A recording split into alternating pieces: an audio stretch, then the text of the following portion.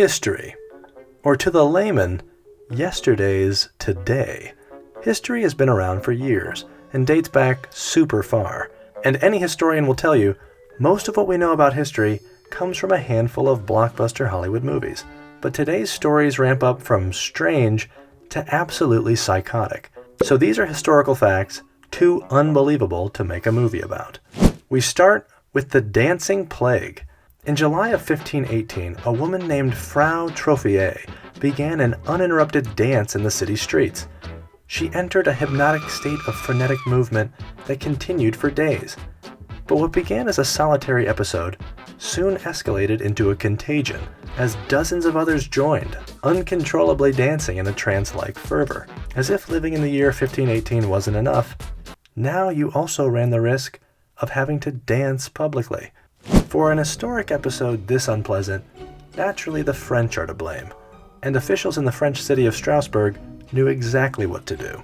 The baffled authorities came to the conclusion that everyone just needed to dance it out.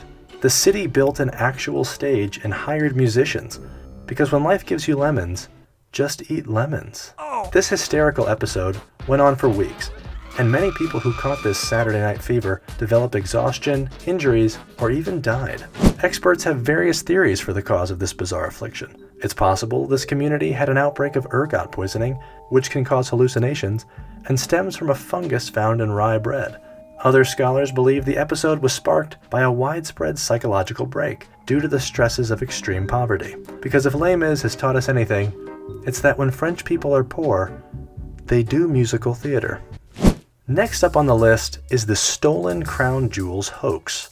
Whether a king or queen sits on the English throne, the crown jewels serve as an ostentatious symbol of the monarch's authority. However, in 1671, an audacious Irishman named Thomas Blood shot for the top of his vision board and hatched a plan to steal the crown jewels of England. In need of the perfect disguise to infiltrate the castle, Blood took a page out of Whoopi Goldberg's book and disguised himself as a member of the clergy. He then befriended the keeper of the jewels and convinced him to allow a viewing of the precious artifacts.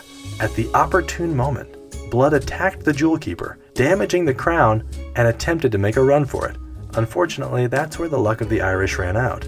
Unbeknownst to history's first Danny Ocean, the jewel keeper's assistant had raised the alarm and the heist was foiled quickly.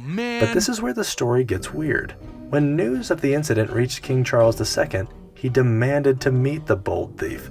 At this point, Thomas Blood, who was already scheduled to be executed, went full Uno reverse and inexplicably struck up a friendship with the King of England.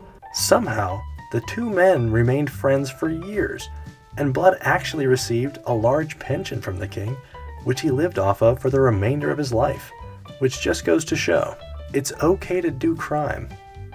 Just be a good hang. For the next historical episode that Steven Spielberg won't be touching anytime soon, we have the Cadaver Synod, which sounds super gross, but it is. The Cadaver Synod centers around the trial of Pope Formosus in the year 897.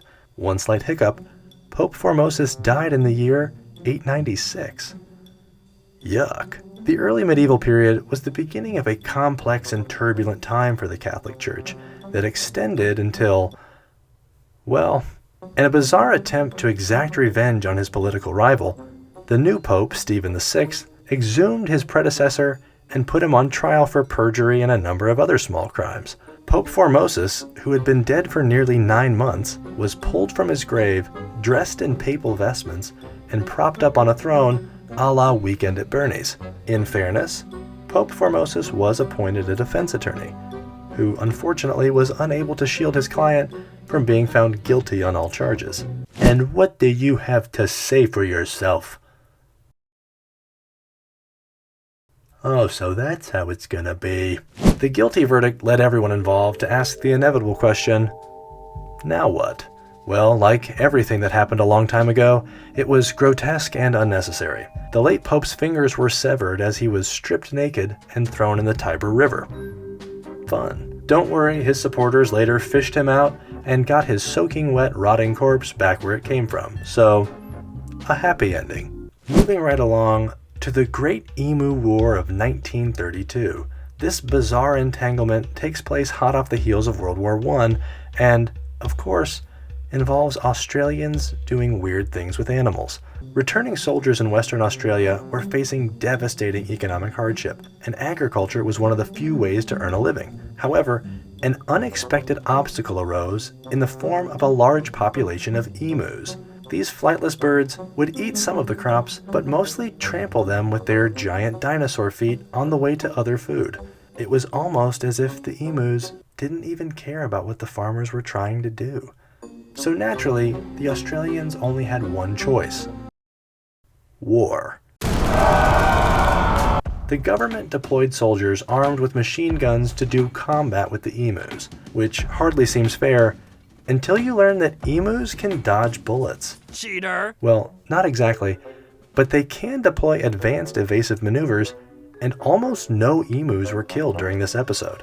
During this humorous crusade, locals soured on the effort, and the war was largely mocked by the media. After weeks of hapless attempts at population control, the Australian government finally conceded defeat, which means in the 1930s, emus were a more proficient fighting force than the Turkish army. On the bright side, Australia did gain a new ally when World War II rolled around.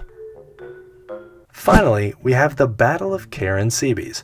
Occurring in the Austro-Turkish War in 1788, the Battle of Karence might be the world's deadliest beer run. A group of Austrian soldiers were waiting to fight the Ottoman Turks and decided to head into town to grab a few brews.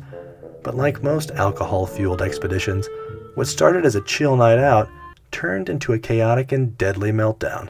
While the group of soldiers was in town drinking, a fight broke out, and several shots were fired.